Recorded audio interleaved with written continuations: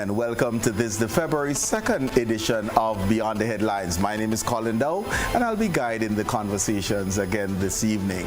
I would like to thank you as I start every program. Thank you for joining us this evening, whether you're looking at us on GBN Television, listening on GBN Radio, or logged on any of our social media platforms. Thank you. We do this for you, and this is because of you this show can be successful. We are into February. It's independence as we commemorate the 52nd anniversary of our independence, and of course happy independence to you. I probably say it again at the end of the show, but I have to say it, so I'm just going to say it at the top. For those of you joining us for the first time, those of you who have not been with us for some time, or for those of you who have recently gravitated towards the program, thank you. This evening our focus is on tourism. We have with us the president of the Grenada Hotel and Tourism Association, Mr. Elvis Lewis. Elvis, welcome. Thank you, Colin. Thanks for having me. Appreciate it very much. Thanks for the invitation. Wonderful. It's a pleasure to have you. And we also have in studio the managing director of the Intercontinental Grenada Resort, Mr. Kamal Shehada. Thank you, Colin, for having me, and hopefully for a productive discussion. Well, we're talking tourism, and tourism is everybody's business, and we all have our part to play. So we will all have opinions, and we'll weigh in on those opinions strongly, right? And of course, viewers and listeners, you'll have the opportunity to share some of your views, questions, as we get into the third of our program. Elvis, let me just start off with you, and you can just give us an overview of the membership of the Grenada Hotel and Tourism Association. So we have an accommodation sector, which are primarily our hotels. Then we have a tourism element, which covers tour operators, the dive sector, restaurants.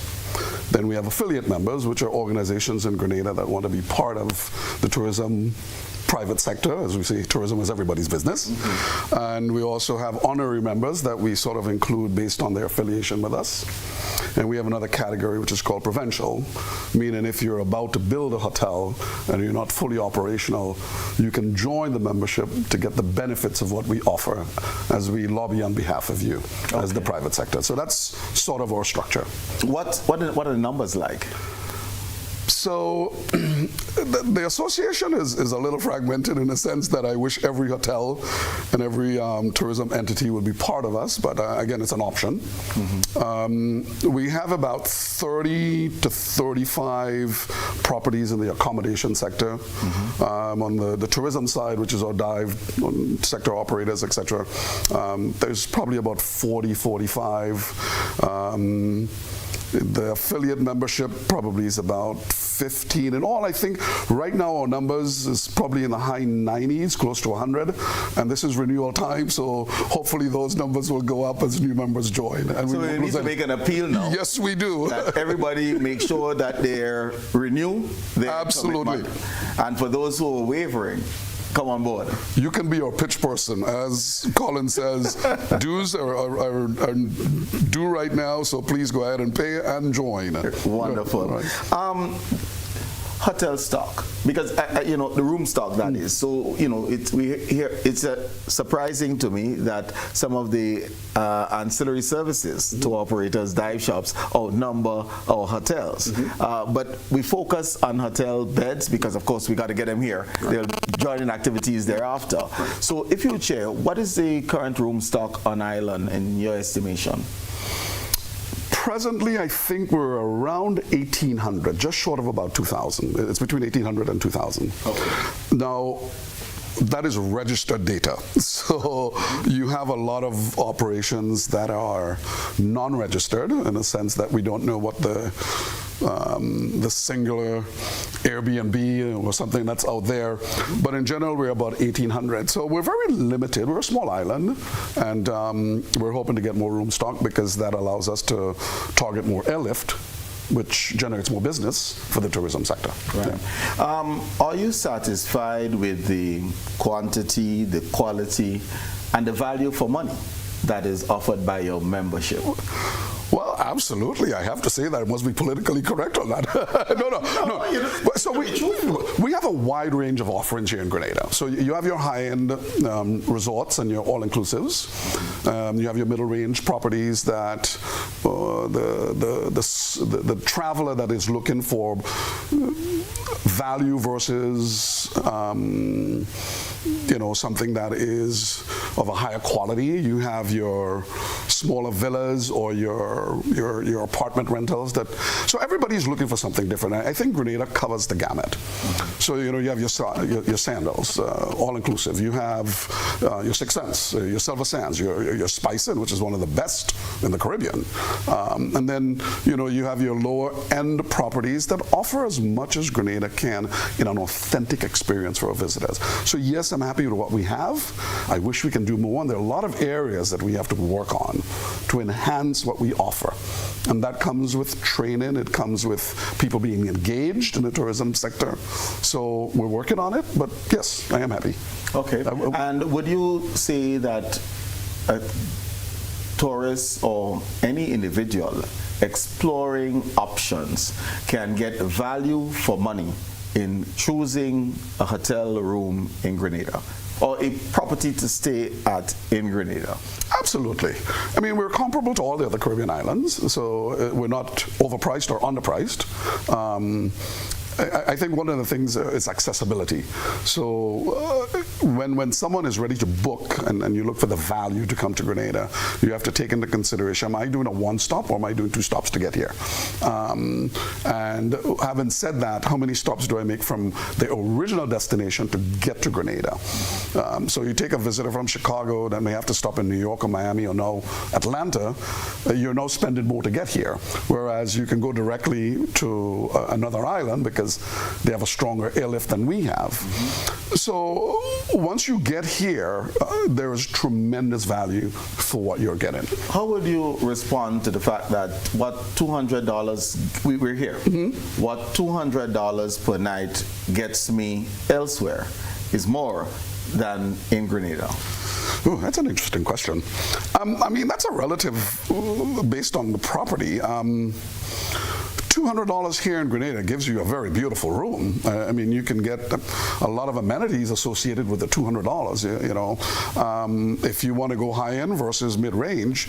So in essence, the gamut of hotel rooms in Grenada services every type of traveler. So the $200 a night traveler is getting extreme good value for that. Your $1,500 a night traveler is getting extreme good value for that. So it's relative. Okay. Yeah.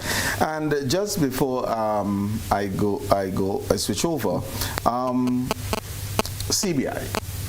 We have seen lots of attention of CBI. Well, the hotels have gotten lots of attention from CBI funding, and I don't believe we have yet diversified the CBI spend into other sectors.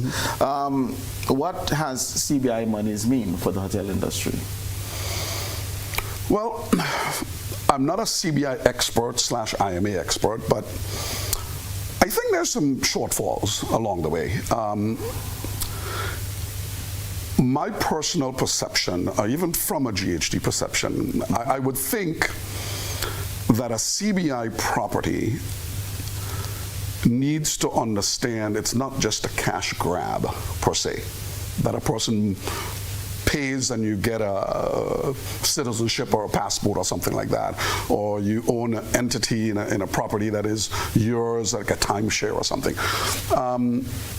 I think the aftermarket of the build and the purchase, there needs to be monies set aside for no marketing, because I think we're losing that.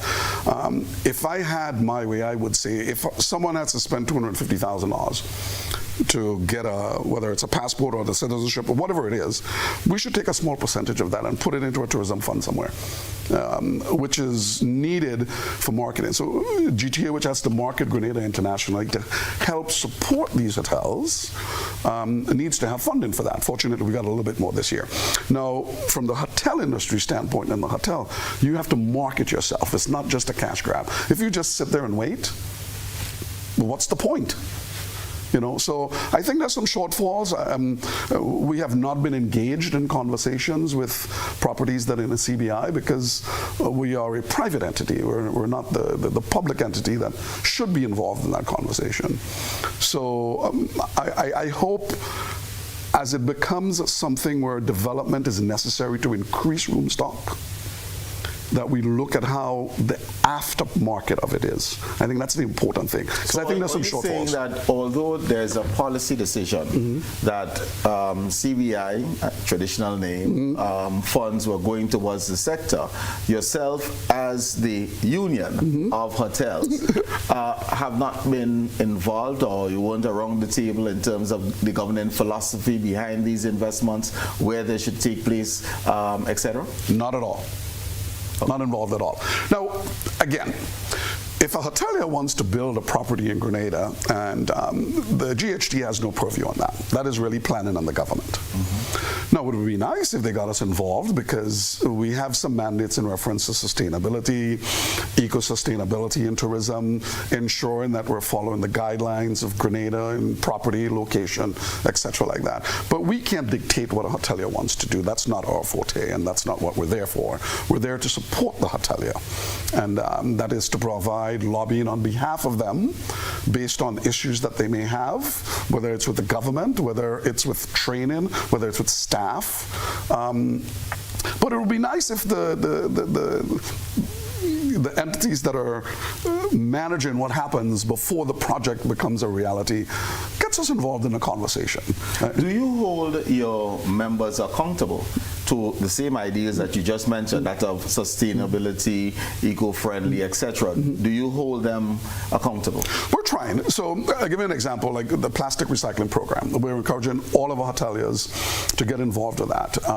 We fund it through our Tourism Enhancement Fund. We do the pickups from them. We take it to the recycling plant. Not all of our hotels are participating, but it would be nice. So we're still trying to collaboratively bring everybody together. It is my role as president to ensure, as my term ends, that happens. I think it benefits Grenada. So you're not up for re-election? No, I have one more year left. No more elections. No more. Yeah, go ahead. No. He's not a politician. I'm not a politician. No. Yes, we are, in a sense that we encourage them to do the right things. We have a lot of properties in Grenada. Take, for instance, True Blue Bay. They just got an award for sustainability in tourism. And we're part of that process in conversation with them. We're kept up to date. They inform us. So we track what they're doing. And so it's a huge feature for us. Time will tell how successful we are, but it is a focus, yes. Yes. Kamal introduced Six Senses and Intercontinental to Grenada. So share with us, please, the makeup of this investment in terms of the types of rooms, etc. I want to go to CBI also. No problem. Yeah. So Six Senses and Intercontinental both are owned by GHI Group, which is one of the biggest, maybe the second or third in the world in hotel operation. Six Senses is built, I think, for 3 years. It was the best brand in the world. It's a unique brand, it's something, that's why there's no much hotels in it in the world, maybe 30 or 35 hotels. We are the first hotel in the Western Hemisphere, whether it's in the Caribbean or in the United States or Canada. The first Six Senses. The first Six Senses right. Here. It's a high-end hotel. It's a very high-end hotel.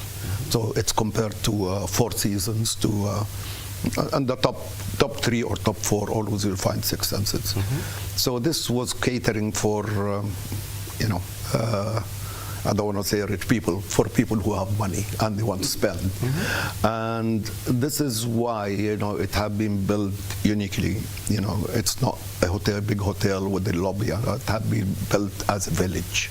Okay. So first it works with the area here as, when we nearly finished with the Six Senses, we had discussion with the government and with IAG that it's not enough that to have only for high end. We need to go for end or high, only with a high end. This is why we went with Intercontinental.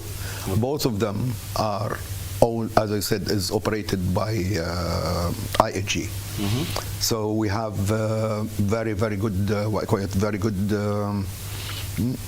communication between the two. So you can use facilities of the two hotels. You can use, you know, Six Senses is 72 keys, but some of the keys are 5 bedrooms villas and 2 bedrooms villas and single room. Each room have its own swimming pool.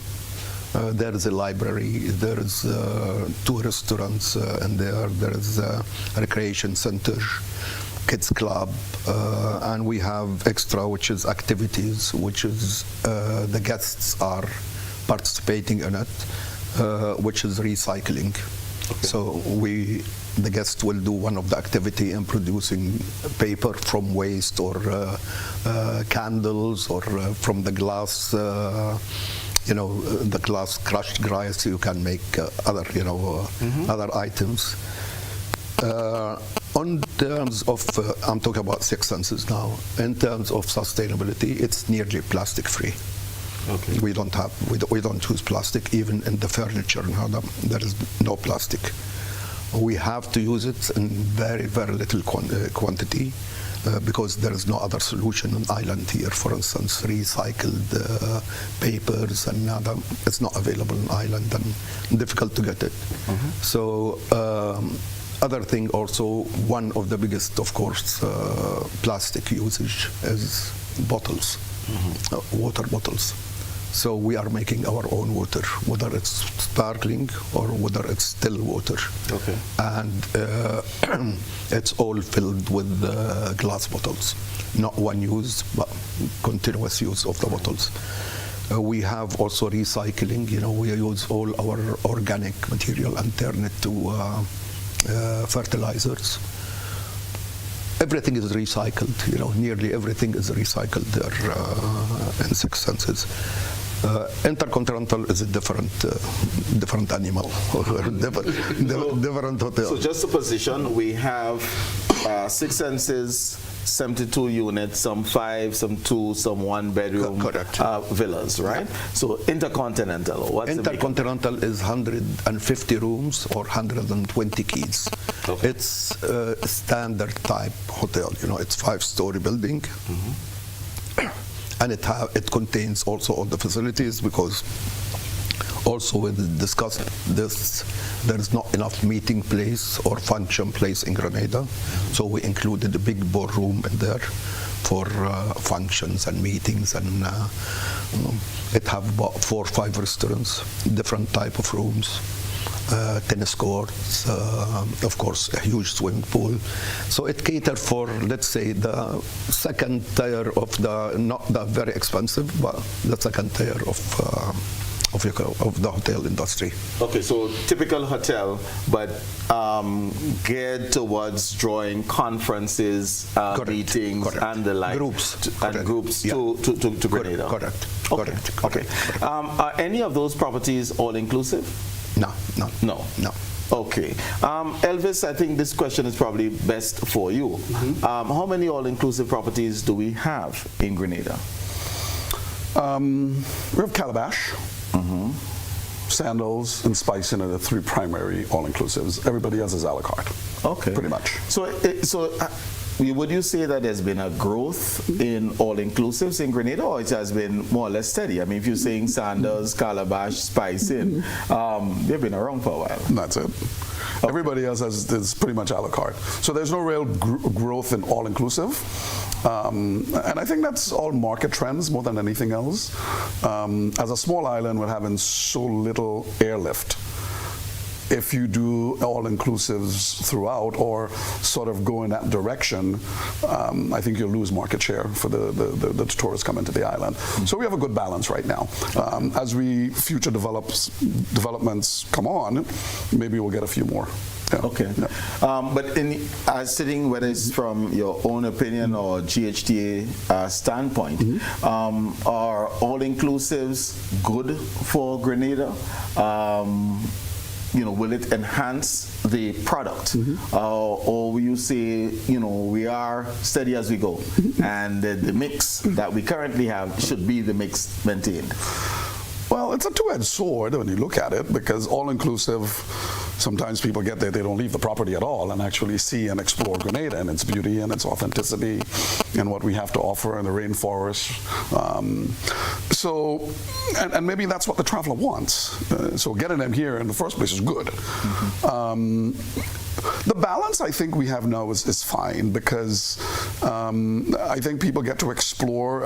I see the Sandals guests being in tour operators all around the island. People from Calabash doing the same thing, Spice. And so people are getting around. They walk the beaches. So our balance is good. And I think as we continue to grow and offer more, it will just benefit tourism on the whole in Grenada. So it's fine right now. Okay. Yeah. I have a point about all-inclusive. No, I'm against all-inclusive. It's good for the island. The problem with all-inclusive, the problem of tourism, actually, let me define what tourism to me. Tourism is not only the airport or the airlift that you are coming, the airport, the taxi, the hotel, the restaurant, the beach. We are missing the most important thing, which is the supply chain. This is missed totally, and it's where benefiting the island more, small industries, supply chain. But you find in what I found here in all-inclusive, and I'm talking about, I don't want to name the hotels, they import everything because they know they have a big consumption coming. While when you are a la carte, you have to diversify, so you encourage the local market. Though there is big problems with this, which is availability, but this has to be worked, and this is why I said the supply chain is very, very, very, very important. And so I think we have enough here of all-inclusive. And if you look to the world now, they are looking for the value, how much he can spend, and not how much money left in there with all-inclusive. He must come with his money and spend and buy. And so this is the target, for instance, in Dubai, because I worked in Dubai quite a lot in the development, and even when they started tourism in 2000, 2001, I was one on the board there to put the policies for tourism. So it was looking that we need one who spends $1,000. We don't want 10 who spends $100. Right. Because it works, both ways, but definitely a strategy have to be put. What you want or what you need, and work accordingly. A plan. What would you advise for Grenada? The one who spends 1,000 or the 10 who spends 100? And where does that spend takes place would be my second question. But just in positioning Grenada, where will we be better off in your opinion? Better off definitely is the hundreds, for one reason, because you don't have a lot who can spend 1,000. And the other thing with the monopoly of the airlift, the prices of, I'll tell you, from New York to here are the same from New York to Dubai. So this is also one of the issues that, so people they cannot spend that much, even they are not equipped. And let's take, example from the airlines itself. They study, they do the market, they are much bigger than us. You don't find hardly any, business class in the airline once a week, I think. So they know, or they made their studies that it's limited what they have, money that they come here, and we have to give them, we have to give them that. But both will work. But as a percentage, definitely the 10 who can spend 100. The 10 they can spend 100. Yeah. And if we speak of the all-inclusive, are we seeing, and this is probably one of the dangers, are we seeing individuals who book and spend outside of Grenada and then come in and they basically don't need to walk with a wallet? Yeah, correct. Correct. This is one of the things that I said about it is the money is not coming to the country. It's not coming. Of course, it's still relatively not all of it, but relatively, definitely, it's not coming. Yeah. Okay. I'd like to rebut on a couple of things Kamal said. So when we talk about all-inclusive and supply chain, it's a very, very good point. It's very valid. So one of the problems we have in Grenada is being able to support the hotel industry and all of the restaurants and stuff like that. Agricultural distribution of products to keep a kitchen going, we're lacking in a system that works throughout the year, especially within the season. So your all-inclusives or your bigger hotels have to bring things in. It's just, we go in the grocery store and as regular citizens, we buy things that are imported. And it's unfortunate that we have to do that. I think one of the things we're lacking is understanding sometimes the value of the food products we have in Grenada and use that versus what we have to import. But who's the we? Do we the hoteliers? Hoteliers, right. Absolutely. In the restaurants and in the hotel industry. So we do have a problem with supply chain, and that is given. And your all-inclusives, not only them, they have to import things. You can't get away from that. Right. We do.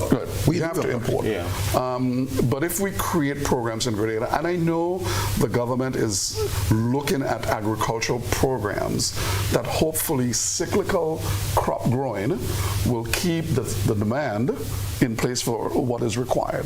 You know, the supply will be there for that demand. You know, coming back on another point, the one person spending 1,000 versus 10. Would you prefer to have one person in your house or 10 people in your house? So the footprint is different. Do you have 10 people throwing away 10 plastic bottles or one person throwing away one plastic bottle?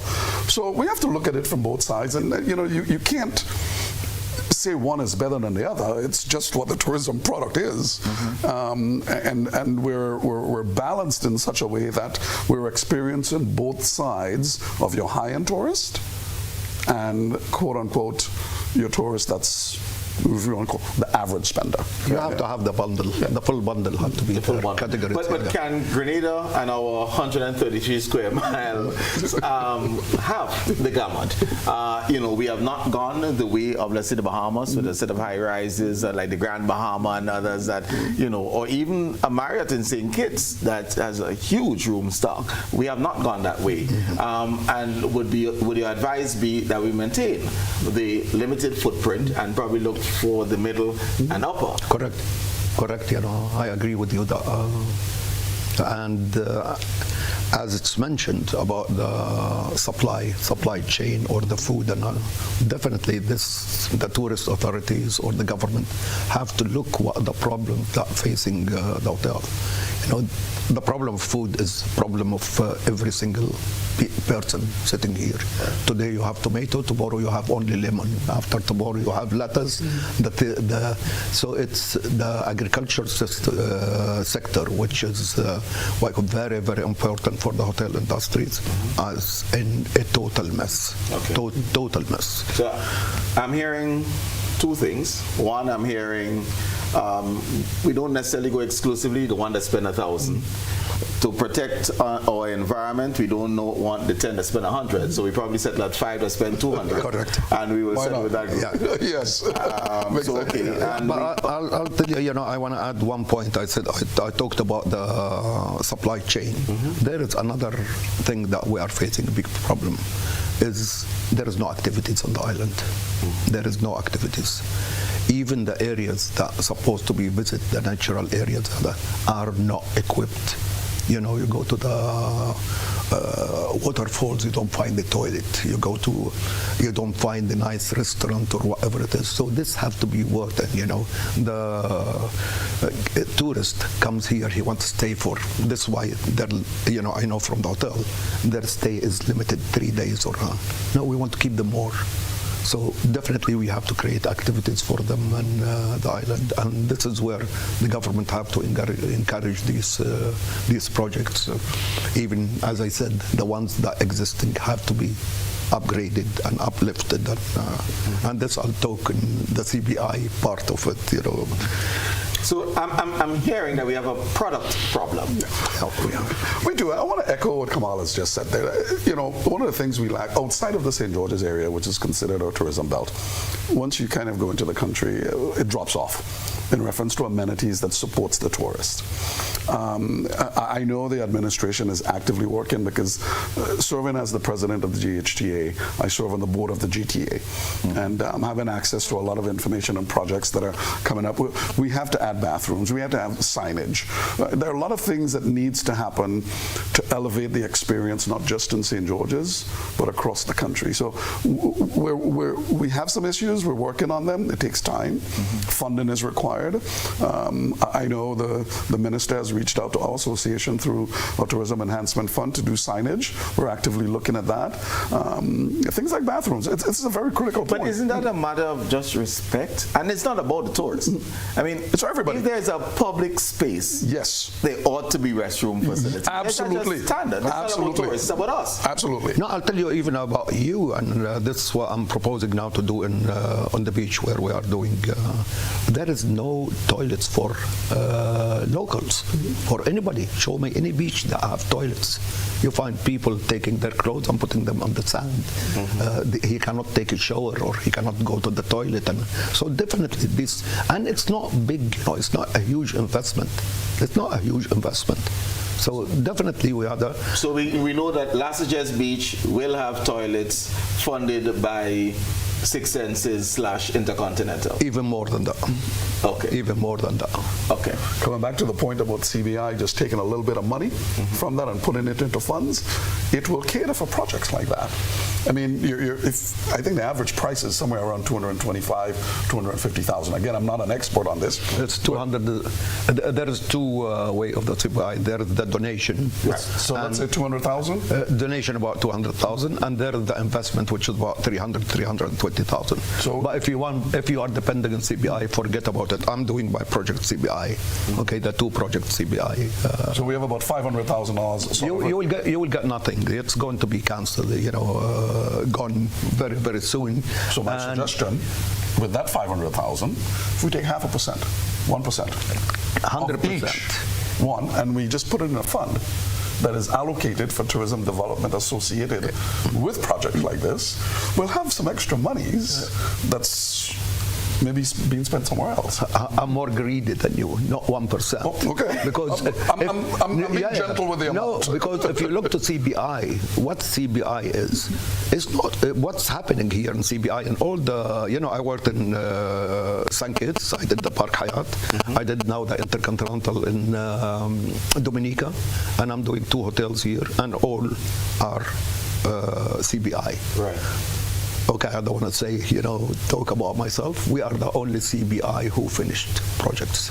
They started and finished. If you look at it, nobody have finished any project. Not here, not in St. Kitts, not in Dominica, not anywhere. Why is that the case? I'll tell you why it's the case. The case of the understanding of CBI. CBI, the government, or the governments who are looking for that, they have a wrong, definition for CBI. CBI money is supposed to go for development, not to balance a balance sheet. Because it's not permanent, it's a temporary thing, and you don't take a temporary thing to balance your balance sheet. And I know for Grenada, for instance, 2 years ago, I think they got about 800 million, and they thought they are going to get it every year. This year they are getting only 250, and that's why you can see problems are getting enough liquidity in the country. So definitely more money have to go into the from the CBI to go to develop projects. What Grenada economy needs, a lot of people talk about agriculture. It's not, it's a subsidiary, it's tourism and the supply chain of tourism. Because agriculture, if we look at it, with all my due respect, we have the worst products at the most highest price. And still the laws here doesn't permit anything. For instance, you still have monopolies here who bring the seeds, who bring the fertilizers, who bring that, which is just raising the cost up and up and up and up. So it's not feasible for the hotels to use even to bring it from Miami is cheaper. It's cheaper than here. So definitely there is a lot when they take tourism into their that it's a major thing to be done. And I think they are going to, because tourism have so many sectors. There is, medical tourism. There is so many other things. And with the CBI, I'm against the CBI. I'm using it. And I'll tell you what the problems with the CBI. It became as a passport selling. And people are, just pocketing money and building nothing. So you're suggesting that some of the individuals and entities who advertise projects are not completing the projects? No, definitely not, because they were not targeting even to complete the projects. Let me be more open. As I said, I was a politician, but I'm not a politician now. So let me be more open. And this, I spoke to both governments, NDC and NMP, about the two projects, the Chinese projects. Okay, so I went and I said, as I said, I have my experience in now. I told you have two problems. If these projects are finished, you have a problem, and if they are not finished, you have a problem. If they are finished, can you supply them? Can you give them the infrastructure? Where they are going to go? Because I saw in the drawings, Burj Al Arab and whatever you think of. And if they are not finished, people collected the money and they left. They just take it and the money. And CBI, as I said, they have to be more to understand what the CBI. I'll tell you why I'm successful, not because I'm brilliant. Why I'm successful in doing the projects, because I have totally a different way of financing my projects. I don't come sell citizenship, take the money and buy 10 blocks and put them in there. So what I do, I arrange all the finance of the full project before I start even designing the project. And the money that comes from CBI goes to pay that amount. That's why we don't stop for a day. Okay. We are working. So your model is that you get the financing for the project. Correct. If you get CBI, you need to borrow less. Is that benefit? Or I borrowed and I'm paying back from the CBI. Right. But otherwise, it will never happen that you sell a CBI and go and build a hotel or build whatever it is. Because till you sell it and till you get your money, it's about 9 months. That's about 9 months. You cannot do it. We are finishing each project in about 3 years. 6 census. It took me 3 years. Out of them, 1.5 year Corona. We had in our project now, and I'm finishing the Intercontinental. I have 800 workers working to 2 o'clock in the morning. But when you go to a project and you see that it have 5 people or 20 people or 30 people, and they tell you I'm going to finish in 6 months, definitely it's not going to finish. So it needs more regulation and more. And I propose to the government, cancel the investment part of the CBI. Just keep it as a donation. Take the donation. It's under your control as a government. Okay, so you know where it's spent and you know what you are going to that you will complete it. But don't give it to the CBI, and I'm one of them. Don't give me the money and then you have no control of me. No control of me. Okay. So definitely have to be taken into consideration. And the other point, it doesn't have to stop only in hotels. If CBI if any hotel coming, any project to be financed as a hotel, I will not accept it as CBI. I don't see we have enough. We need, I think, another to be in the edge of the 2,000, so we can get, as said, we can get more airlift, but you need other things to make these hotels sustainable. So the investment now has to move to the investment itself. And I'll tell you something. We are paying, in 6 census, we are paying 1/3 of our expenditure is electricity. It's electricity. In Dubai, it's 3.5%, 4%. So there is so many things have to be balanced. The bundle have to be studied together. Right. Unfortunately, what I can see in the islands, not only here, each one is taking a part and studying only that part. The bundle have to be worked together. Okay. All right. Thank you very much for that. And it's time for our first break. So viewers and listeners, we'll be right back.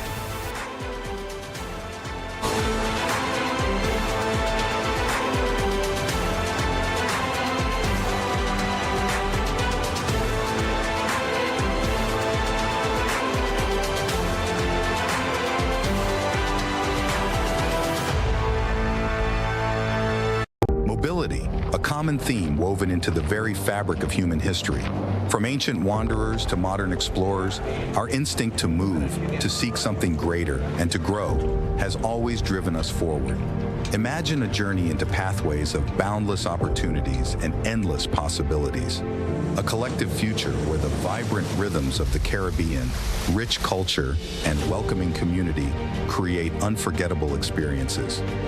Beyond citizenship by investment, we believe in our collective investment of time, resources, and energy that fosters innovation, creates jobs, and enriches lives, driving the growth of an entire nation. The Investment Migration Agency Grenada boasts over a decade of exceptional service and remains committed to guiding you toward global mobility and economic freedom through investment. Your journey becomes our shared story of progress and prosperity. This is an invitation to be part of something greater, something enduring. Begin your journey at imagrenada.gd. imagrenada. Unlock the possibilities. Go paperless with e-billing. Get your Grenlec bills straight to your email inbox faster and more convenient with myaccount.grenlec.com. Sign in to myaccount.grenlec.com where you'll be directed to the home screen. Under additional options and paperless billing, hit sign up. Enter the email where you'd like to receive your bills. Check the accounts you want, then click sign me up. It's that easy. Your bills now come straight to your email inbox. Switch to e-billing and put the power in your hands. Grenada, the countdown is on for the most exciting relay showdown in the nation. The IMA National Relay Meet, headed for Saturday, February 21st, 2026, 3 p.m. at the Kirani James Athletic Stadium. Come witness speed, relentless competition, and heart-pounding relays that will keep you at the edge of your seats from start to finish. The island's fastest teams will battle for glory, but who will rise to the top and claim the prizes? You have to be there to see live. Admission finish line $50, main stand $30, secondary stand $20, and bleachers $15. Children 12 and under pay $15 for main and secondary stands and bleachers. Get your tickets. Feel the speed. The IMA National Relay Meet 2026, the ultimate relay experience. Kids Planet, located at number 3 NIS Complex, specializes in everything for your children from newly born and upward.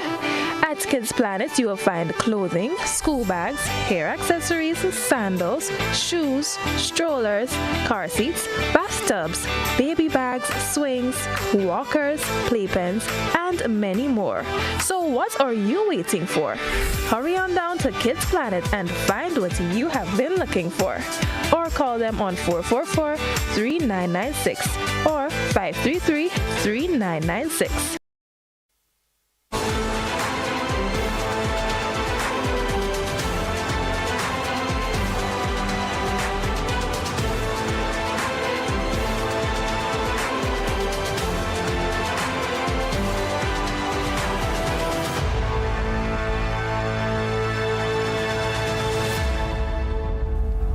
Welcome back, viewers and listeners. Our focus is on tourism this evening.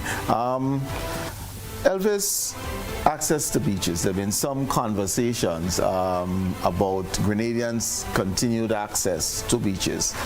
Is this a problem? Has there been conversations, certainly within your association, and there have been, some noise in the news recently about that? But just share where you are. Well, there was some noise recently. I think it's associated with the development on Lassages. We've had some other incidences in some private properties.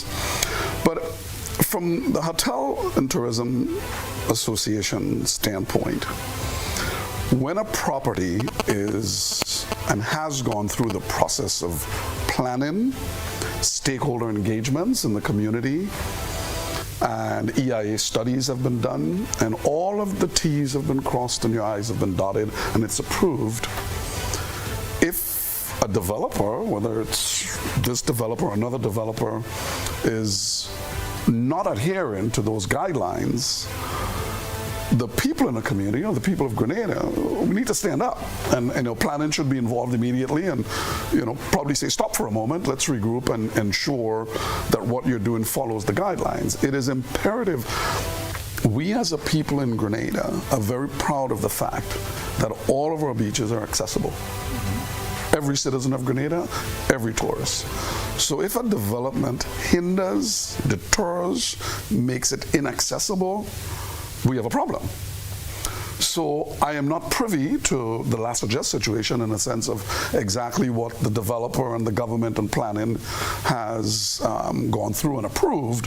So I can't speak on his behalf, but if there is a violation in that sense that the people of Grenada don't have access, we have a problem. But again, I can't speak for him as to what has been approved. I'll speak. Well, yeah, so Kamal will speak, but let me just ask this, because there is denial of access and there's constructive denial of access. So I may not put up a fence, but I create an environment that keeps you out. Right. What your stance on the latter? Because effectively, isn't it the same? It is, without question. You have to give every citizen of Grenada, every person, access to beaches. So if whatever you're doing creates obstacles along the way, then you got to stop. It's simple as that. As Grenadians, we need to stand up and say so. Now, of course, we want development. It is good for the country. You have jobs in various aspects. You have laborers, you have your masonry, you have your hotel workers. Development is necessary for the country to move forward. But if the development affects the daily lives of the inherent things that belong to us as citizens, it stops. Okay. I can't say it in any other way. So, if last suggests and the citizens of St. David's are having a problem with access to the beach, go to your parliamentary representative. That is the Prime Minister, who's also planning falls under his department. So you have a voice. You have actually a top voice that can address this issue for you. I've been to Six Sense many times. Actually, they were very influential in the Tourism Association sponsoring of the culinary team. They were very supportive. They're a member of the Hotel Association. But I can't address that issue as the Hotel Association. That is a planning government issue and the citizens of Grenada. And I will stand up there and I will boycott as much as anybody else if there is a hindrance to the access to the beach. Let's have Kamal defend himself if there's a reason. I don't think I have to defend myself. As Elvis said, there's rules and regulations in the country following a law and have to be done for any development. And this is what we did actually. We submitted everything.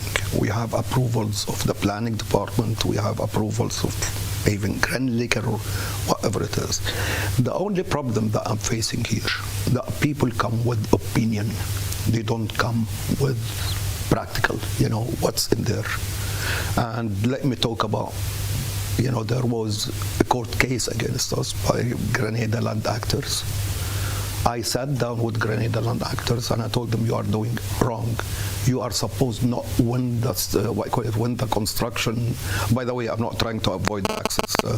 When the construction starts, you should come from when the project is announced and put your input in there. They didn't. They came and it's all Facebook or whatever it is, and they went to court. I met them even after court. I told them, look, we have studies, and by international consultants and regulators and EIA and everything, you are losing. You are losing. You have the court case. It have two. One, you want freedom of access to information, and second one, you want stop the project. I'm supporting you in the first one. Everybody have to have the freedom of access, but I'm not supporting you in the other one, and let's sit and talk it. Instead of you are paying to the court, because if they lose one of them, they lost both of them. And I'm supportive to the freedom of information. So let's sit, and instead of sending the money, let's work together and have any environmental project to do it together between the developer and between the land actors or the environment. All denied. They lost the court case. They lost it only, I think, a week or 10 days ago. In regard to the access to the beach, I know that I have people, they come and photos and they run to, what I call it, to GPN or NTV or anybody, and everybody's looking for action or whatever it is. They come and take photos. For the two developments what I have and what I made, we have access that is already concreted, finished the road about 1 mile from the main road up to the border of the hotel. We did it at our own cost, not the government. It's it's public road supposed to be, and we did that one. I'm doing a road now by the river, which is I have to protect the edges of the river, to protect it from flooding, and have a road of 6 meters, 18 feet, 20 feet, okay, to be done there. It's 80%, 90% finished. And I made it in a way, and this is for the public, I put a fence so they don't come to, it's not mixed with the development. So I put a fence, which is the river from here with the protection, and a fence here, and this is the road in between within our land. It's 6 meter road, and it takes up to the beach. And I made it 6 meters for one reason. In case of there is any emergency, this is not available in, let's suggest, ambulance want to come or anything, that it can go and it can't, there's a roundabout and it can come back, and the thing. It's done. It's done. I can show you, the photos, and it's 90% done. But the problem, as I said here, and everybody think he represents the community. I have 800, 900 people of the community working with me and working in the hotel. Who are your employees? Are they Grenadians by and large? Yeah, by and large. I have now about 500 Grenadian. I have 200 in the hotel. And I have an agreement with the new law, to take all their graduates. We train them and they work with us, and I'm enhancing their culinary department. So the road is there, Can I show you, so maybe you can explain it a little bit more?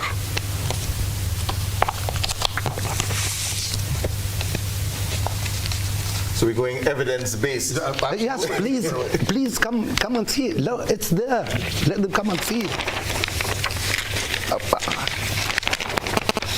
So this is for the camera, so you don't want to hold it up, and maybe we can get this here and get a zoom in some so you can speak to it.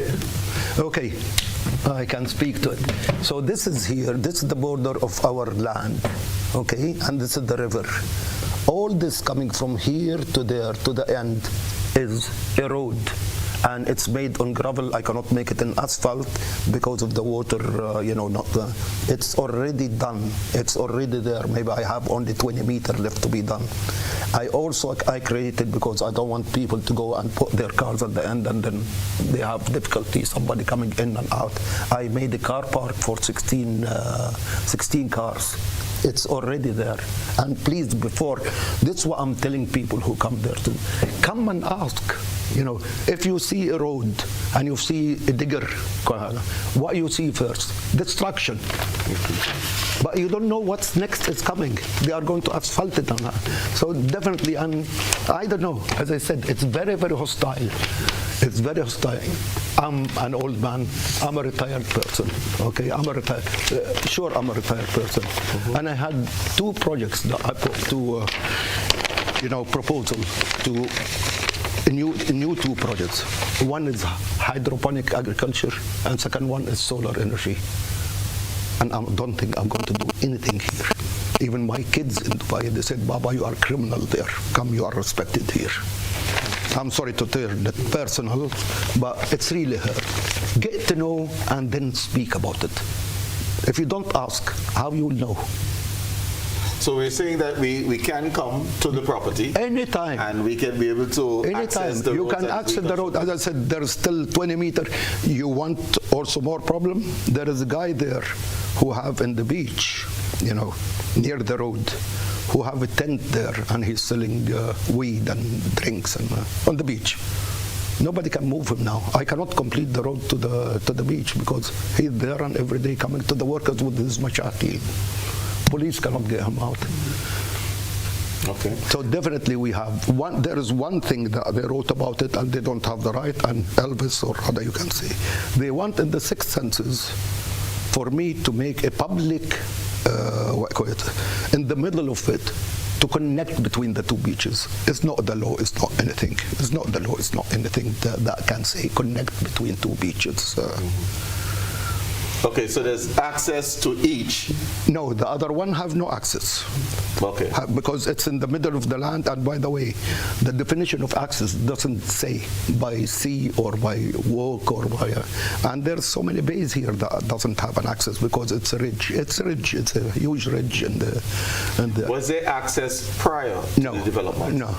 No, there was a connection between the two, which is people, made it, and hardly anybody. It's a dangerous beach, even. It's not for the local to go there, and hardly during construction, hardly I saw anybody there. I don't have complaints. I sit, I'm in every activity of St. David, whether it's football, whether it's dinner for elderly people, I'm there. I am there personally. I'm there. And personally, I'm supporting all these things. Elvis, you had a... Well, no, I applaud Kamal and the development for all the things they're doing in the community. I mean, that's a plus. But where there's smoke, there's fire. There's an issue going on in La Sagesse. And again, I'm not privy to it in the sense I haven't been there. I've been to the hotel, but I haven't seen what the new noise is about with the inaccessibility. So I would encourage Grenadians that are out there, like I said, if something is amiss in reference to what's happening, and you feel there is no access as a Grenadian, it is your right, and you start by going through to your parliamentary representative, go up the chain, and address the issue. Now again, planning and the developer may have covered all of these things, and the noise may be irrelevant at this moment, if in fact it has been approved.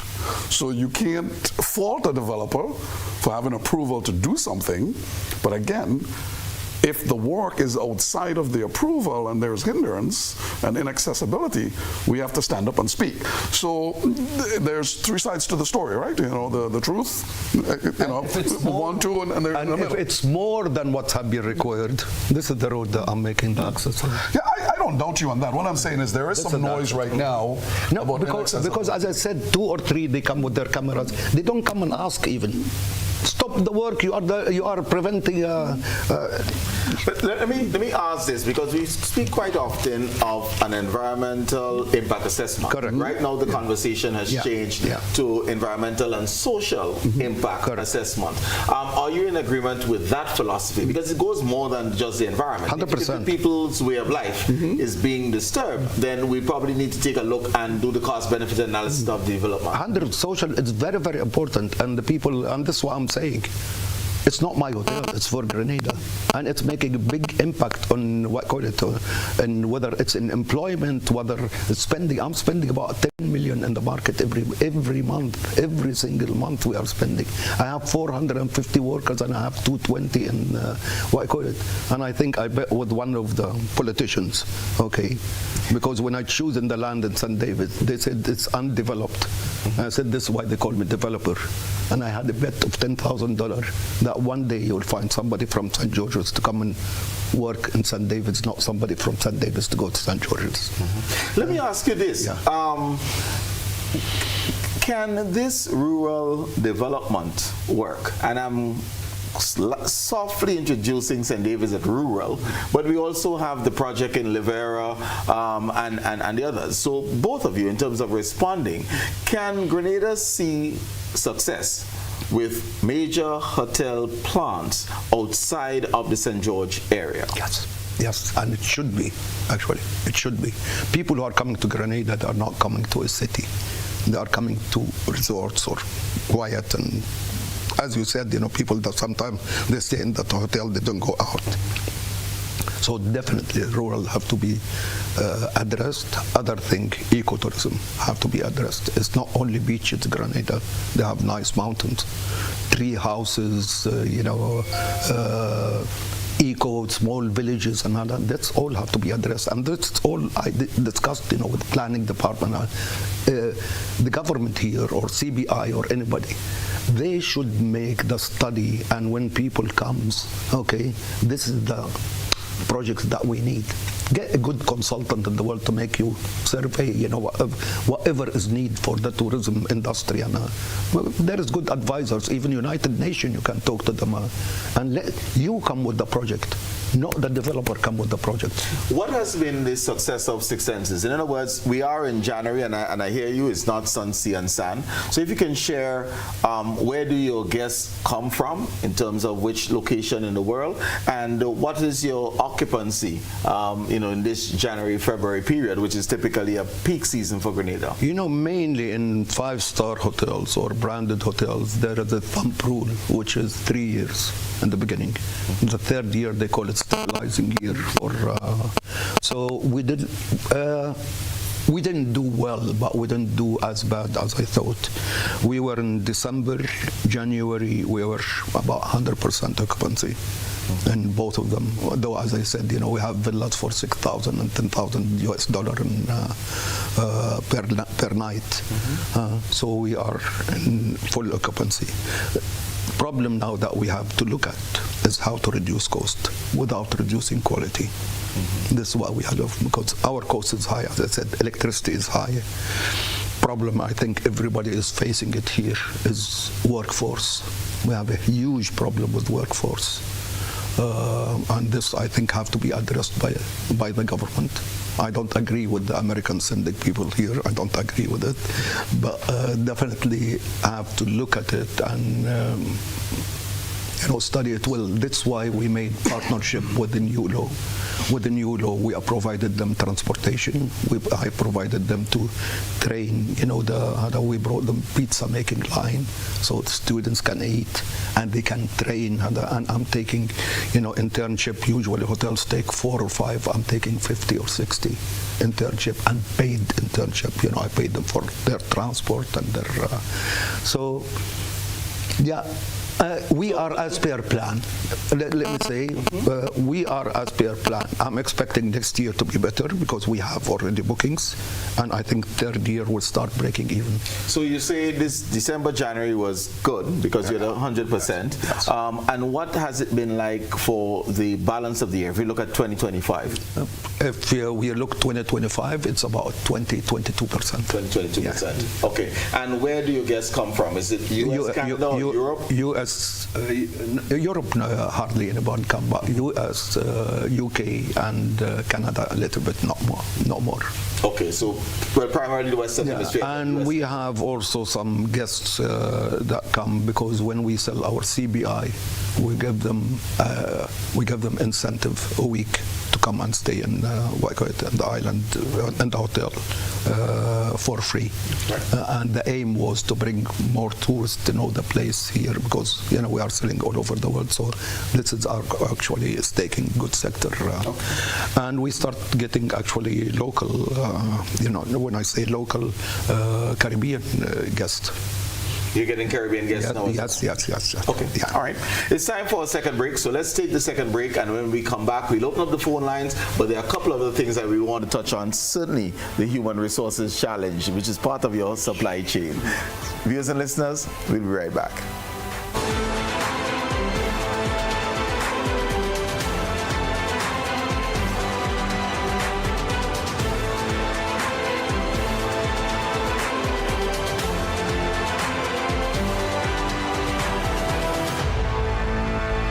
Are you looking for a reliable, affordable, and customer-friendly pharmacy?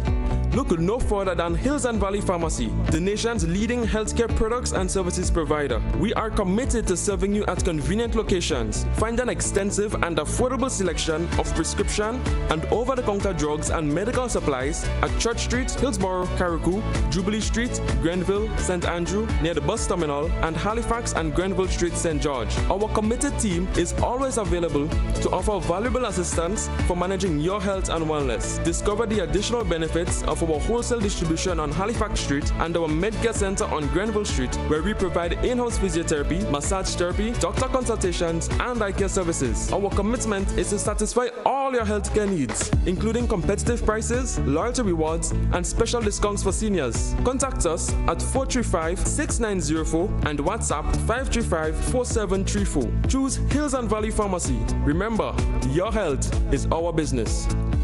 Go Paperless with e-billing. Get your Grenlec bills straight to your email inbox faster and more convenient with myaccount.grenlec.com. Sign in to myaccount.grenlec.com where you'll be directed to the home screen. Under additional options and paperless billing, hit sign up. Enter the email where you'd like to receive your bills. Check the accounts you want, then click sign me up. It's that easy. Your bills now come straight to your email inbox. Switch to e-billing and put the power in your hands. February 7th is a special date in Grenadian history. And to mark this important milestone, the National Celebrations Committee has planned a spectacular event at the Grenada Cricket Stadium, the Made in Grenada Expo, from 12 noon, followed by the military parade and rally, featuring from 1:30 p.m. St. Joseph's Convent St. George's, Happy Hill Secondary School, J.W. Fletcher Catholic, and PBC. Come witness class, style, and precision.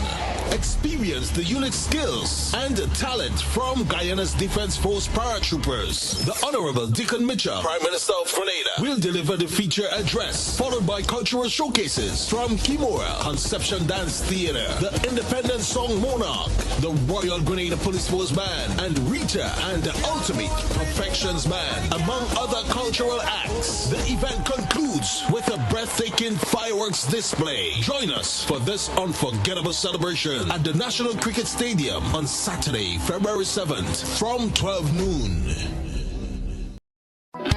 The Grenville Cooperative Credit Union introduces its new digital platform, managing your finances at any time from anywhere.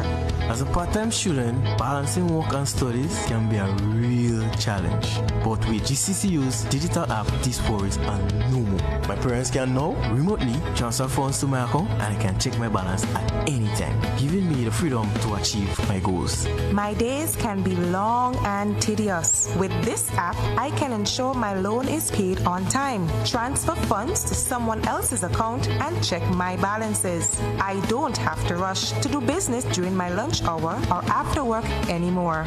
With this app, I can request checks to pay my suppliers, letters for my business transactions. I don't have to leave my farm to go stand in line. The Grenville Credit Union digital platform. It's convenient and secure banking right at your fingertips. Download the app today from the Play Store or App Store or call 442-8602, 459-4325 or 416-8467 for further information.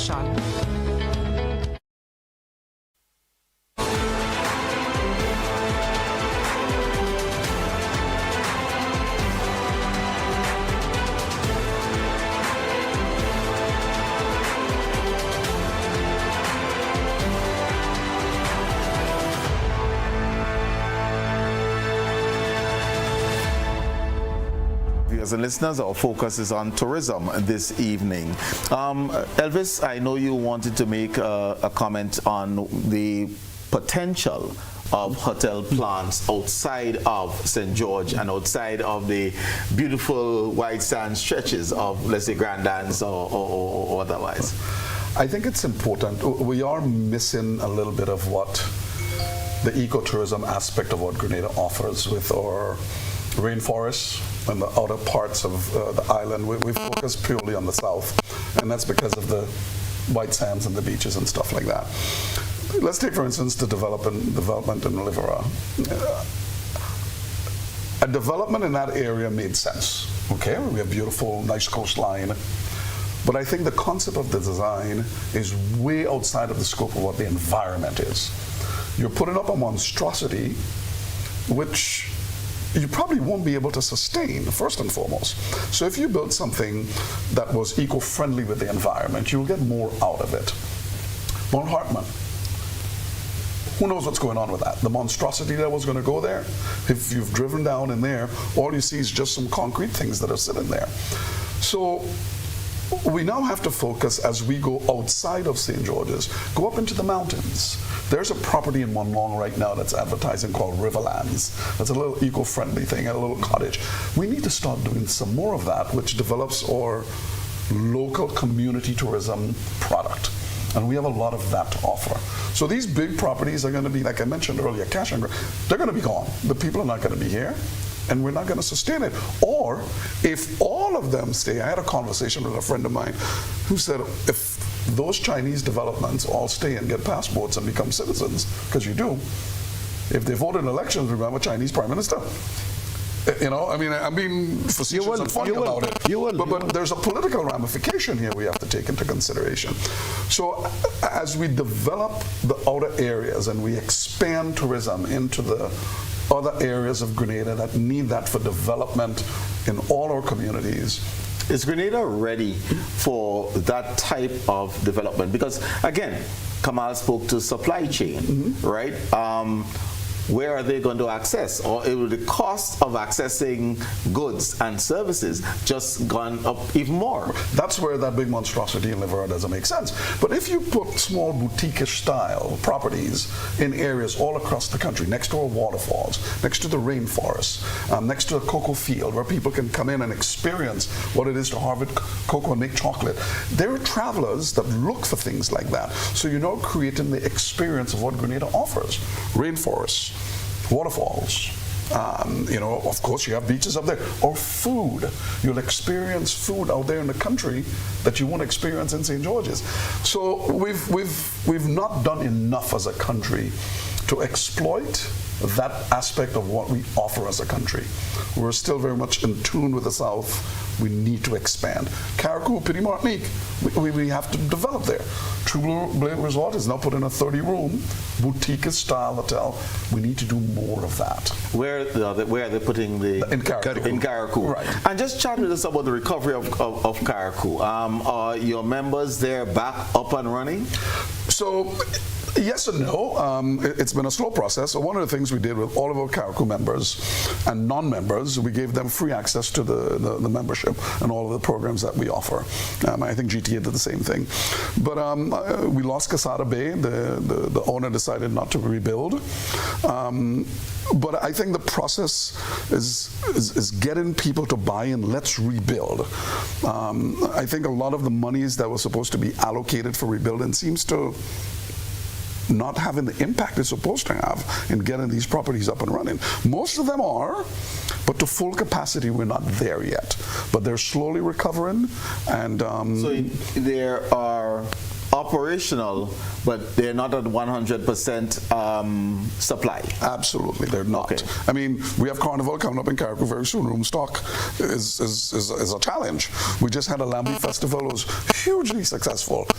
Room stock was a challenge. So we need to get out into the country, and Carriacou and Petit Martinique has to be included in that, because that is a part of the experience of Grenada. It's a tri-island state, so we can't forget our sister islands also. But I think moving out, and I applaud the people in Monlong with Riverlands. I love the idea, the concept. They've used the ravine, they've put the little cottage around it, they're cooking food, having music, they have a huge event coming up. We need to do more of that. We have places in Grenada where we can put that. St. Lucia, Dominica, they're building little cottages up in the forest. Costa Rica, they're putting people up on the trees. 3 houses. 3 houses. I'm doing this in Dominica. This is important to expand tourism in that region. I have been to... Let me just before you make 440-1252, that's the number of viewers and callers that you can call in to contribute. 440-1252. Go ahead, come on. I have been to the Maldives, to one of the islands in the Maldives, and it's cottages, very small cottages, and you wake up in the morning and you go and collect the eggs from Waikoi. We were paying for 5 days $10,000 US. We take our eggs and we do. So yes, people, coming from concrete, New York or whatever it is, they want to see the nature. They want to do it. We know that these things exist. How do you recommend or propose a greater integration between our tourism product, our agriculture, our creative industries? Because we want the money to remain here and we want to enhance the experience. You're speaking of the lack of facilities and activities. How do we integrate agriculture, the creative economy with tourism in order for us to have a better bang for the buck? There should be a plan in place. If you go, world now is data. You don't get data here. There's no center place to get data. You know, for instance, I want to make juice. Where I can get data, how much it's production, you know, of oranges or of so many things, you know, there is no data. This is, I think, what I call it, what the investment authority here, GIDC. They should, you know, they should move and work and make studies. I brought some investors here, real investors, to be frank with you. They want to do work. They couldn't get, you know, they stayed 18 days, they couldn't get answer to their questions. Okay. We have a caller online, so we can answer this caller's questions. Good evening, caller. Welcome. Hi, good evening. My question is to find out about the managerial positions at the hotels. Is there collaboration for the higher positions and not just for the lower level positions? All right, good question. Quite often we see within the tourism sector, the front of office staff, you know, the receptionists, the waiters, bartenders. So what about the managerial staff? How many are Grenadian of the 400 plus that you are speaking? No, I'm talking about which one that we are working now, which is 6 census. We have, I think, about 8 managerial staff, and I have youngsters who just graduated from the university in IT. I gave them a chance of 3 years, either be a manager or you are out from the hotel. Because also discipline here is a big, big problem. I'm having every day about 20% they don't turn up to work. I see them sitting there. I'm not talking about managerial now. We are trying. I don't say we gave up. We are trying, but I think this have to go also to schools. I see them, even the government department, they are dividing the, what call it, no, I'll take next Sunday my sick leave, no, you take it after 10 days. And I have people, they submit, next week we are not coming, we have sick leave. We are not sick. So definitely, Minister of Labor and other, they have really to work. No, it's not, I don't say I'm coming from, what I call it, I'm coming from labor and I'm working since I was 6 years old. I'm a Palestinian refugee. So, but discipline have to be in place. And the same as Minister of Labor is protecting, what I call it, the workers, they have to protect also the owner of the work. If he don't come to work, I deduct from him. But immediately here you will find somebody jumping to your office. Let me just. But we have, and we are working, as I said. Just share in terms of how many managerial staff you have and how many are Grenadian. And I know you said you're working. We have, I think, about 28 managerial staff. Out of them is 6 Grenadian. 6 are Grenadian. Six are Grenadian. Okay. And hopefully in 3 years, for instance, in St. Kitts, we started with 28 and 4. Now we are 14 and 14. 14 and 14. Yeah. Okay. So definitely we are working that, and we are working. And let me also put another point here. I blame also the universities here, not SGU, but New Law and TAMCC. Because they are training their, guys to be waiters and to be porters. They are not training them to be managers. They are not training them, even give them the, not qualification. I know that you have it by experience. But all of them are good. When I go and talk to them, they think that that's all their culinary or whatever it is. They are, they are waiters and porters. So, as I said, it have to be a plan have to be done. And can I add a little bit to that? That's actually a very, very good question. Yeah. There is a disparity. We have another caller in line, so we'll wrap up. So let's take the caller, okay. But we won't forget the managerial question. Yes, okay. Good evening, caller. Welcome. Good evening. I want to just ask a question in relation to the concessions that a lot of these hotels get.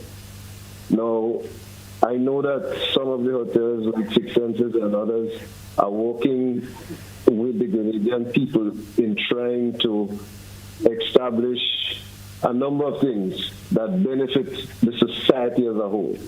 But we have a situation in Grenada where hotel projects get concessions. They get concessions for 15 years or 20 years. And in some cases, we have instances where the hotels come in, they get the 100% concession, they keep the hotel for 14 of the 15 years, and at 14 point something years, they change ownership and they sell majority shares to another company. They rename the hotel, they start the process all over again, and they apply and get another 25 years concession. And we, the Grenadian people, continue to be left whole in the bag.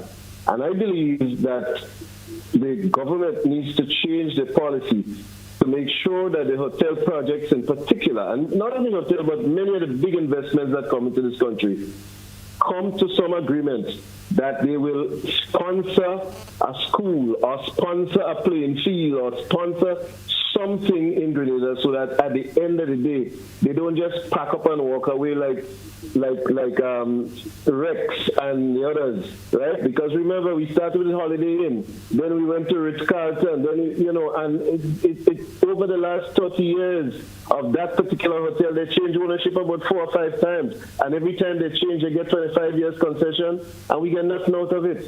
Okay, thank you, caller. Concessions, and is it being applied prudently? So let me go back to the one about the managerial positions first. I'll touch on that very, very briefly, because I know time is of essence. It is a huge concern of mine as president of GHTA. I think the paradigm that we have, the young people that are going into the hotel tourism industry view themselves as waiters and garden personnel, etc. We have to change that paradigm at the schools, in a new breed of workers that are coming out to elevate. SGU has a program in hospitality where they're getting a bachelor's degree.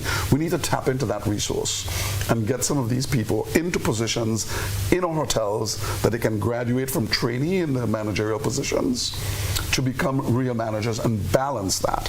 So we have a problem here. And one of the things we're doing, and we did with the hotel industry, is last year we did a hospitality camp. We're reintroducing tourism to the children. We started in Form 3. We selected one student from every high school, Carriacou, and brought them, had them in Grenada, introduced them to all the hotels in different aspects of what they can achieve versus thinking of being just somebody carrying a waiter or somebody working in a garden or just being a cook. You can become a chef, which is an entirely different job. So we're working on that. It's a very, very good question. And I strongly advise all hoteliers to think about that. We need to elevate our workers. Otherwise, we're stagnant. What's the point? Concessions. Oh, that is a thorn in my side, and I have to tell you. About a year and a half ago, a minister gave a speech to the Hotel Association saying concessions were going to be given to quote-unquote the indigenous hotels. I understand from an investment perspective that an investor coming in and spending hundreds of millions of dollars to put a hotel will require some sort of concession. It's given, you have to try and recover money. But if you're going to give that entity concessions, you have to also give the indigenous hotels the same concession. We as a hotel association have been fighting for concessions for the past year. It's been going to cabinet, it can't be approved. We have a list. So we're frustrated with this process. I'll give you an example. Every hotel season you have to get new sheets. You have to get new whatever, pillowcases and sheets and bedding and things like that. When you place an order, you're bringing most of those items in from abroad because we don't manufacture them here. Why do I have to apply for a concession every time I do that? If you give the hotel industry a concession that says all of your sheets and pillowcases that are coming in for your property, you have a concession. You present your bill to customs. It's for your hotel. You're not selling it. Why do we have to go through that process? So we need to stop, as we say, all the mamagayan about this and focus on giving local hotels a competitive edge, because it keeps our costs down versus having to go and pay customs, duty, CT, everything to bring it in. Shipping costs have increased. So it is a huge problem. And the ministry knows we've been working very hard on this, and it's a thorn in my side. I can see it's a thorn in my side. We have another caller line. Good evening, caller. Welcome. I want to talk also about this. Yes. Good evening, caller. Welcome. Hello, this is Brian Samuel. As it turns out, I've had a long conversation with Mr. Shahada and also with Elvis recently about these very same subjects, and I'm really enjoying the show. Mr. Shahada, you already have one existing hotel at La Sagesse. Every time I go to La Sagesse, I go into the hotel and have a drink at the bar, and there's never anybody there. I spoke to the manager last year, April. He told me that they were doing 25 to 30%, and this was in the winter season. No, this is the winter season. If you're not doing 70, 80% like all the hotels in Grand Anse and the the big areas are doing, you're going to die in the summer. The problem is location, location, location. And you cannot beat the tourism market. The market determines everything. You can't make tourists go to where they don't want to go. The very fact of the matter is that Six Senses is struggling, and we know this. Anybody will tell you this. They're doing 40% occupancy. They let 6 managers go last year. And at the same time, you're building not one, but 2 other hotels directly next door, the Intercontinental and the third one. Don't you think it's prudent as an investor to wait until you see the first hotel has made money and is working and is viable before you go plowing ahead with not 1, but 2 other hotels in exactly the same location? And this is the fundamental weakness of CDI. There's no project due diligence. All right, You're not getting long-term loans. You're getting money from the sale of passports. And the people who buy passports don't really care about the profitability of the hotel. There's a recipe to build empty monstrosities like it's going up in Levra, like it's going up in Thing. So don't you think you should have waited until you go plowing in with the other 2 hotels? All right. Let me answer you on this one. I appreciate, and I think we were long discussion in WhatsApp, and we agreed to meet, and talk about it. First of all, I'm not building 2 hotels. It's 1 hotel, and the other one is apartments. It's apartments for ownership. So it's 1 hotel that's going. Believe me, we made our studies, and as I mentioned to you yesterday, we are working with the biggest hotel operators. They will not come here because they are making from the profit if they know they are losing. And I'm willing, I gave you figures yesterday. Come and see our account books. We were, for instance, last April, we just opened, 2-3 months before. And as you know, in the hotel industry, you change. Yes, you try a manager and it don't work. But definitely we are now strong. We were in November, December, and now January. We are 100%. And 100%, as I said, we have very, very special rooms. It's not a small room. When I say 100%, I have 10 villas at $5,000 a night each, and they are all occupied. So definitely, as I said, we will lose the first year. We'll try to break even the second year.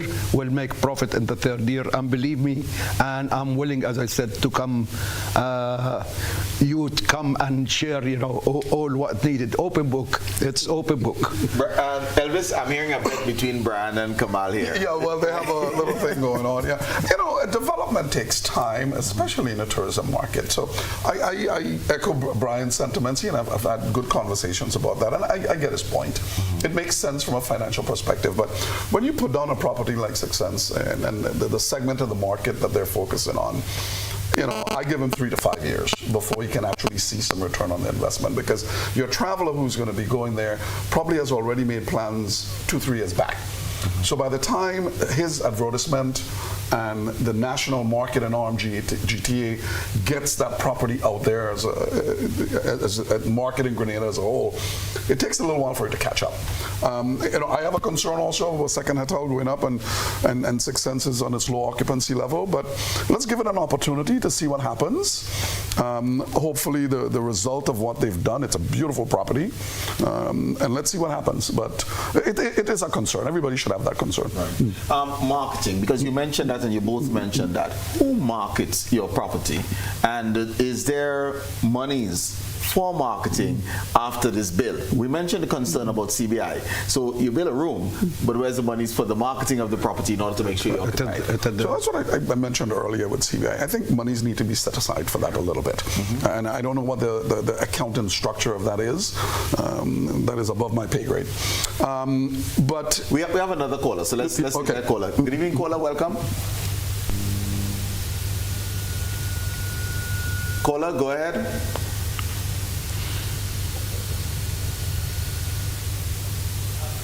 Okay, we seem that we lost that call. I want to talk about the concessions, actually. You are fighting, I'm fighting. Also, every day I have to put 3 government departments together because each one of them telling me that the papers with the other one and the other one and the cabinet. And first of all, it should be treated equal. Not only the foreign investors, but also the local industry, from restaurants to taxis to whatever. You know, it's a combined thing, and they have to be treated the same. But if you come here and look what it is, okay, one hotel is getting this thing, the other hotel is getting something else, the fourth hotel is getting something else. Put a law for these things, finish, and you don't have, as I said, every day to go and come and. It's a very tedious process. It is. But I'll come and fight with you, actually. We can have an umbrella program that governs concessions for hotels.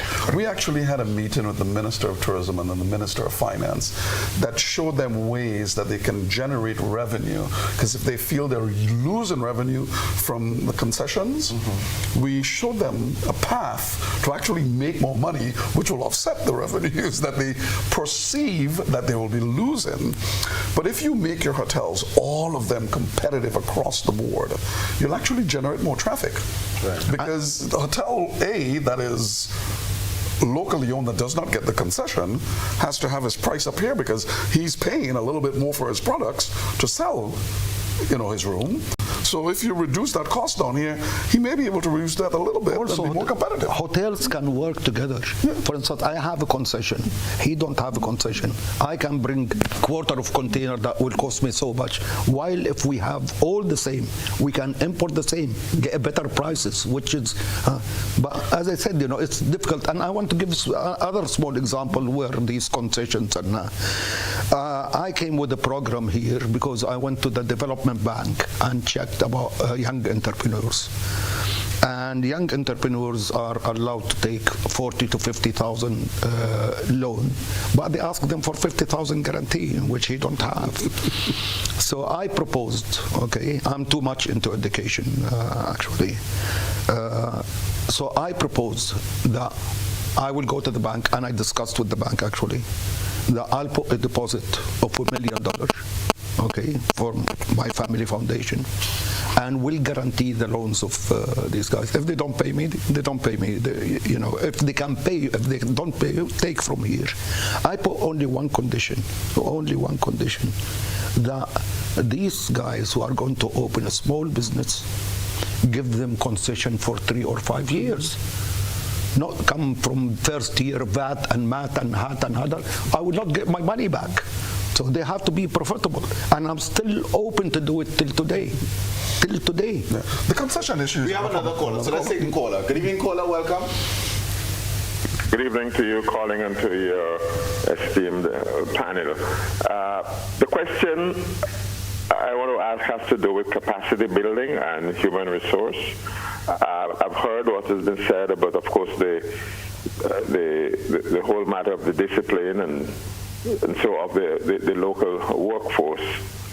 But what has been done, either by the GHTA or by the hotels themselves, in terms of helping to develop a cadre of quality workers? I'm talking about exchange programs, internships, scholarships, in an organized way. Because you may train someone and they may go to another hotel. You may find that you lose them. But another person trained elsewhere may come to you. But what level of collaboration has there been? What sort of vision and long-term planning has there been in terms of capacity building, human resource development by the hotels individually or by the GHA as a body? Okay. That's my question. No problem. Thank you. Elvis? So there are a lot of things that are happening. So at the GHTA, we've facilitated training programs that focus from the gardener all the way up to management, human resources, et cetera, et cetera. And we're going to do a few more of those this year. One of the things we're looking at is in collaboration with TAMCC, with the GTA. There's a National Training Institute concept that's being developed, which will focus on the hospitality industry. And we have to do a lot more. Training is the key. I think as we grow, we've become sort of relaxed and allow the development of the staff and the consistency of the development of staff to grow. We've wavered on that. So we've not done very well as an association and as a country. So we're behind.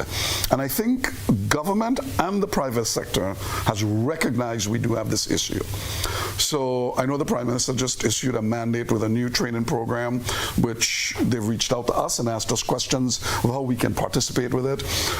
We've held the training programs, GTA is doing programs.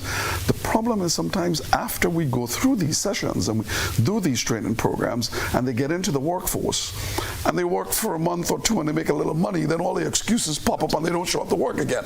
So culture, yes, it is a problem we have. And we have to change, and we change that paradigm in schools.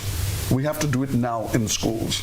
Change that as the children grow and become adults and understand the responsibility and the work ethic and the integrity of working is far more important than getting a paycheck and not coming to work the next day or the next 2 days.